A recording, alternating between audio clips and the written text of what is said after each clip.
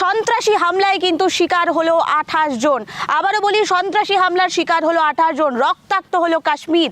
এই পুরো বিষয় নিয়ে আমাদের সঙ্গে লাইভে যুক্ত হবেন আমাদের প্রতিনিধি সত্যজিৎ পাল। তার থেকে জানতে চাইবো, সত্যজিৎ, এই মুহূর্তের কি আপডেট রয়েছে? দেখো নিবেদিতা, প্রথমেই বলে রাখবো যে জম্মু কাশ্মীরের পেহেলগাঁওয়ে যে জঙ্গি হামলা হয়েছে এবং সেই জঙ্গি হামলায় 28 জন পর্যটকের মৃত্যু হয়েছে। এবং সবচেয়ে যে বড় প্রশ্ন তা হচ্ছে পর্যটকদের কেন টার্গেট করলো জঙ্গিরা। প্রথমত দেখো, এই জম্মু কাশ্মীরের ইতিহাসে আমাকে পেছনের দিকে তাকাতে হবে। 1947 সালে যখন ভারতবর্ষ স্বাধীন হয়, ঠিক সেই সময় কিন্তু জম্মু কাশ্মীর ভারতের অংশ ছিল না। সে সময় জম্মু কাশ্মীর পরিচালনা করতেন রাজা হরি সিং। তিনি সে সময় কিন্তু জম্মু কাশ্মীরকে আলাদা স্বীকৃতি দিয়েছিলেন।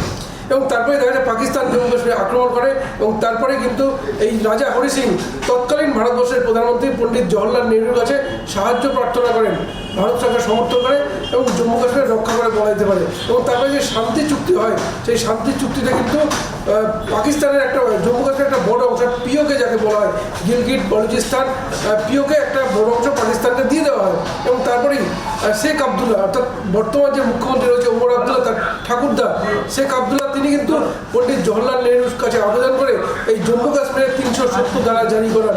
370 ধারা কি? এই 370 ধারাতে রয়েছে জম্মু কাশ্মীরের মানুষ কিন্তু একটা সুবিধা ভোগ করতেন। প্রথমত জম্মু কাশ্মীরের নাগরিক দ্বি-নাগরিকত্বের সুবিধা পেত।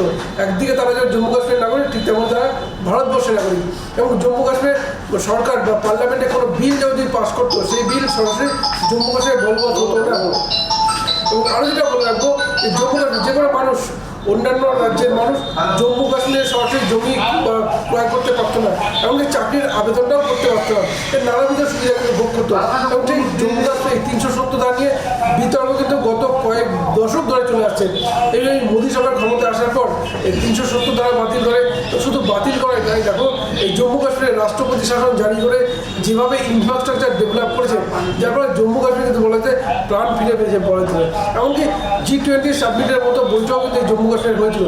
সুতরাং তারপরে কিন্তু জম্মু কাশ্মীর শুধু দেশের নয়, বিশ্বের অন্যতম গুরুত্বপূর্ণ পর্যটন কেন্দ্রে পরিণত হয়েছে। এবং স্বাভাবিকভাবেই দেশের পর্যটক যেমন যাচ্ছে, ঠিক তেমন বিদেশি পর্যটকরাও যাচ্ছে। এবং আরও কথা বলে রাখবো, এই 370 ধারা বাতিলের পরে বা তুলে দেওয়ার পরেই যে নির্বাচন হয় জম্মু কাশ্মীরে, এবং সেখানে ক্ষমতা দখল করেন ওমর আবদুল্লার দল। এবং ক্ষমতা দখলের পরে তারা কিন্তু তাদের নির্বাচনী প্রতিশ্রুতি এটাই ছিল যে 370 ধারা ফিরিয়ে আনা হয়। এবং তারপরে রীতিমতো বিধানসভায় কিন্তু এই নিয়ে আলোচনাও হয়। কিন্তু দেখা যায় এই আলোচনা এখানে সীমাবদ্ধ ছিল। কিন্তু এই যে পর্যটকদের বেড়েছে বা পর্যটন শিল্প যে উন্নত হয়েছে বা জম্মু কাশ্মীরের ডেভেলপমেন্ট হয়েছে, এইখানেই জঙ্গিদের প্রথম টার্গেট হয়েছে পর্যটন। অর্থাৎ বলা যেতে পারে যে জম্মু কাশ্মীর ভারতবাসী দেখতে অভ্যস্ত ছিল যে সেনাবাহিনীর উপর পাথর নিক্ষেপ করা, অর্থাৎ জঙ্গিরা জম্মু কাশ্মীরের যুব সমাজকে কিছু টাকা দেওয়ার বিনিময়ে সেনাবাহিনীর উপর পাথর নিক্ষেপ করতো। কিন্তু এই ইনফ্রাস্ট্রাকচার ডেভেলপ হওয়ার ফলে, পর্যটন কিন্তু শিল্প উন্নত হওয়ার ফলে যুবকরা বলা যেতে পারে কাজে যোগ দিয়েছে। এবং স্বাভাবিকভাবেই এই জঙ্গিদের ভয় কিন্তু এইখানে, অর্থাৎ তারা কিন্তু চাইছে পর্যটন শিল্পটাকে ক্ষতিগ্রস্ত করতে।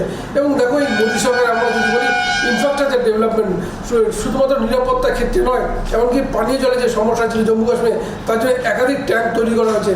এবং যে সড়ক যোগাযোগ ব্যবস্থা উন্নত করার জন্য যে অটল ট্যাঙ্ক, তাও কিন্তু তৈরি হয়েছে। সুতরাং সেই যে ইনফ্রাস্ট্রাকচার ডেভেলপমেন্ট, এইখানেই একটা আঘাত হানার চেষ্টা। আর সেই কারণেই বারবার যেটা গোটা ভারতবাসী দেখতে অভ্যস্ত ছিল, যে জঙ্গিদের টার্গেট সেনা চৌকি বা সেনাবাহিনীর গাড়ি বা সেনাবাহিনীর কোনো ক্যাম্প। কিন্তু এইবারে গত কয়েক বছরে বিষয়টা পুরোপুরি উল্টে গেছে। অর্থাৎ তাদের টার্গেট কিন্তু হয়ে ওঠে পর্যটকরা। যেখানে সামনে দেখো অমরনাথ যাত্রা রয়েছে, তার আগে এই যে পেহেলগাঁওতে জঙ্গি হামলা, বলা চলে অমরনাথ যাত্রা বা যারা অমরনাথ যাত্রা করতে চান তারা কিন্তু একটা ভয় ভীতি তৈরি করার চেষ্টাতেই এই জম্মু কাশ্মীরের এই আক্রমণ পেহেলগাঁওয়ে। আর তোমাকে বলে রাখবো, শুধু এইটুকুর মতো ব্যাখ্যা করলে হবে না। আমরা জানি হাফিজ সৈয়দ, যিনি লস্কর-ই তৈবার অন্যতম প্রধান, তিনিও কিন্তু কিছুদিন আগে আক্রান্ত হয়েছিলেন। এবং তার যে ডানার আবু কাতেল, তিনি কিন্তু নিহত হয়েছেন। এবং এই যে হাফিজ সৈয়দ, তিনি লস্কর-ই তৈবার প্রধান। এবং লস্কর-ই তৈবার এইখান থেকেই তারা যে দায় স্বীকার করে এই হামলা হামলা, সুতরাং এখান থেকেই বলা যেতে পারে যে হাফিজ সৈয়দের উপর যে আক্রমণ, তারই কিন্তু বদলা। কিন্তু আমরা বলে রাখবো, হাফিজ সৈয়দের আক্রমণে বা হাফিজ সৈয়দের উপরে যে আক্রমণ হয়েছে, সেখানে ভারতীয় সেনাবাহিনীর কোনো কিন্তু ভূমিকা নেই। আতাতুরির হাতে তিনি কিন্তু আক্রান্ত হয়েছেন। কিন্তু লস্কর-ই তৈবার টার্গেট কিন্তু এই ভারত। একদিকে যেমন পর্যটন কেন্দ্র শিল্পকে ক্ষতিগ্রস্ত করা, ঠিক তেমনই নিজেদের জঙ্গি এখনও যে টিকিয়ে রয়েছে সেটাকে দেখানোর জন্য এই টার্গেট। আরেকটু যদি যোগ করি, প্রতিবেশী দেশ বাংলাদেশ। গত 5ই আগস্ট দেশ ছেড়েছেন বাংলাদেশের প্রাক্তন প্রধানমন্ত্রী শেখ হাসিনা, তারপরে মোহাম্মদ ইউনূস সরকারে বসেছেন এবং তারপরে দেখো এই ইউনিট সরকারে বসার পর বাংলাদেশের জেলে যেসব কুখ্যাত প্রায় 270 জন জঙ্গি জেলে বন্দী ছিলেন তাকে কিন্তু মুক্ত করে দিয়েছেন এবং তারপরে দেখো আনসারুল্লাহ বাংলা সহ এই যে লস্কর-ই তৈয়বা শাখা কিন্তু বাংলাদেশে মাথা চাড়া দিয়েছে এবং বাংলাদেশের মৌলবাদী কার্যকলাপ এতটাই বেড়ে গেছে যে চিন্তা বাড়াচ্ছে ভারতবর্ষে। এবং শুধু তাই নয়, যে পাকিস্তানের যে গোয়েন্দা সংস্থা ISI বা পাকিস্তানের গোয়েন্দার প্রধান তারা কিন্তু বারবার বাংলাদেশে আসছেন এবং বাংলাদেশের এই জঙ্গি নেতাদের সঙ্গে বৈঠক করছেন। অর্থাৎ বলা যেতে পারে একদিকে যেমন পশ্চিম প্রান্তে যে পাকিস্তান, পশ্চিম বিশেষ পাঞ্জাব, জম্মু কাশ্মীরে ভারতকে একটা ক্ষতিগ্রস্ত করার বেগ দেওয়ার চেষ্টা করছে জম্মু কাশ্মীরে জঙ্গিদের মাধ্যমে, ঠিক তেমনই পূর্ব দিকে অর্থাৎ বাংলাদেশের মাধ্যমে বিশেষ করে 7 সিস্টার্স যে রয়েছে বা পশ্চিমবঙ্গ এই দিক থেকে একটা জঙ্গি জঙ্গি তৎপরতা বাড়ানোর চেষ্টাতেই কিন্তু পাকিস্তান সক্রিয় এবং এই যে চেষ্টা সেই চেষ্টার জন্যই কিন্তু বলা যায় এই পেহেলগাঁও আক্রমণ। কিন্তু এই যে আক্রমণ হলো পেহেলগাঁওয়ে, ভারত সরকার কি চুপচাপ বসে থাকবে হাত গুটে? কোনো মতেই না। কারণ দেখো এই ঘটনার পরেই সরাসরি জম্মু কাশ্মীরে ছুটে যান, পেহেলগাঁও ছুটে যান দেশের স্বরাষ্ট্রমন্ত্রী অমিত শাহ এবং তারপরেই তিনি কিন্তু সেনা কর্তাদের সঙ্গে বৈঠক করেন এবং এই যে সত্যজিৎ, আরেকটি বিষয় জানার চেষ্টা করব, এই সন্ত্রাসী হামলার পর এখনো পর্যন্ত কোনো সার্জিক্যাল স্ট্রাইক বা এমন কোনো কিছুর পরিকল্পনা কি রয়েছে? অর্থাৎ প্রধানমন্ত্রীর বাসভবনে যে বৈঠক হয়, যে বৈঠকে ছিলেন রাজনাথ সিং, দেশের প্রতিরক্ষা মন্ত্রী, স্বরাষ্ট্রমন্ত্রী অমিত শাহ, নিরাপত্তা উপদেষ্টা অজিত দোভাল, বিদেশমন্ত্রী এস জয়শঙ্কর, সেই বৈঠকের পর যে গুরুত্বপূর্ণ সিদ্ধান্তটা নেওয়া হয়েছে যে পাকিস্তানের সঙ্গে সিন্ধু চুক্তি বাতিল করা হয়েছে, খুব গুরুত্বপূর্ণ পদক্ষেপ। এবং তোমাকে বলবো ওয়াঘা সীমান্ত কিন্তু পুরোপুরি বন্ধ করে দেওয়া হয়েছে এবং ভারতবর্ষে যেসব পাকিস্তানিরা রয়েছেন তাদের রীতিমতো 48 ঘন্টা ফিরে যাওয়ার নির্দেশ দেওয়া হয়েছে এবং পাকিস্তানের যেসব নাগরিক ভারতে আসার জন্য চিকিৎসাজনিত কারণে হোক বা যে কোনো কারণে আসার ভিসা চেয়েছেন সমস্ত ভিসা কিন্তু বাতিল করা হয়েছে। এবং আরেকটু তোমাকে বলে রাখবো যে পাকিস্তানের নয়াদিল্লিতে যে পাকিস্তানের যে দূতাবাস রয়েছে সেই দূতাবাসে যেসব পাকিস্তানের নিরাপত্তা রক্ষী রয়েছে তারা কিন্তু অবাঞ্ছিত ঘোষণা করা হয়েছে এবং তাদেরকে 7 দিনের মধ্যে পাকিস্তানে ফিরে যাওয়ার নির্দেশ দেওয়া হয়েছে। এবং পাকিস্তানের যে দূতাবাস রয়েছে দিল্লিতে, সেই দূতাবাসে পাকিস্তানের কর্মীর সংখ্যা 55 থেকে কমিয়ে 30-এ আনা হয়েছে। অর্থাৎ শুধুমাত্র এর মধ্যে থেমে নেই, অর্থাৎ ভারতের যেসব পাকিস্তান ইসলামাবাদের দূতাবাসে যে ভারতীয় কর্মীরা রয়েছে সেখানেও কিন্তু কর্মী সংখ্যা 55 থেকে 30 কমিয়ে আনা হয়েছে। সুতরাং বলা যায় আগে থেকেই খুব গুরুত্বপূর্ণ। এবার আরও যেটা বলবো তা হচ্ছে কোনো সার্জিক্যাল স্ট্রাইকের পথে কি যেতে পারে।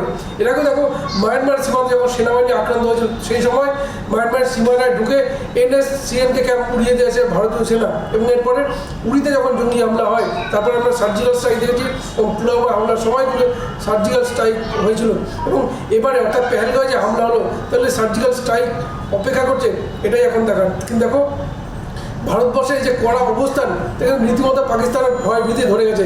পাকিস্তানের সরকার পাকিস্তানের বিমান বাহিনীকে রীতিমতো সতর্ক থাকার নির্দেশ দিয়েছে এবং পাকিস্তান সরকারও বৈঠকে বসে। অর্থাৎ বলে ভারতবর্ষের এই যে কড়া অবস্থান সেখানেই কোথাও যেন পাকিস্তানের কাঁপুনি ধরে গেছে আর কাঁপুনি ধরে যাওয়ার জন্যই এই পাকিস্তান উপস্থিত। এখন দেখা যাক যে ভারত সরকার সার্জিক্যাল স্ট্রাইক না অন্য কোনো পথে হাঁটে। না কূটনৈতিক দিক থেকে হয়েছে ওয়াঘা সীমান্ত বন্ধ, সিন্ধু চুক্তি বাতিল, কূটনৈতিক দিক থেকে হয়েছে। এবার যেটা দেশের মানুষ যেটা চাইছে, যে তোমাকে বললে একটা ভারতবর্ষের একটা স্লোগান রয়েছে দুধ মাঙে তো ক্ষীর দেঙ্গে, কাশ্মীর মাঙে তো চিট দেঙ্গে, ঠিক সেই পথে যে এগোবে ভারতীয় সেনা তাকে তো বলার অপেক্ষা রাখে না। আর সেই কারণে রীতিমতো সমস্ত তোড়জোড় কিন্তু শুরু হয়ে গেছে। রাজনাথ সিং দেশের প্রতিরক্ষা মন্ত্রী গতকাল কিন্তু স্পষ্ট করেছে কিছু সময়ের অপেক্ষা, এর উপযুক্ত জবাব দেওয়া হবে। অর্থাৎ যে দীর্ঘকালীন সময় তা কিন্তু নয়, কিছু সময় অর্থাৎ খুব অল্প সময়ের মধ্যে যে ভারত সরকার একটা কড়া অবস্থান নেবে তার জন্যই কিন্তু এখন অপেক্ষা। দেখা যাক কী পদক্ষেপ নেয়।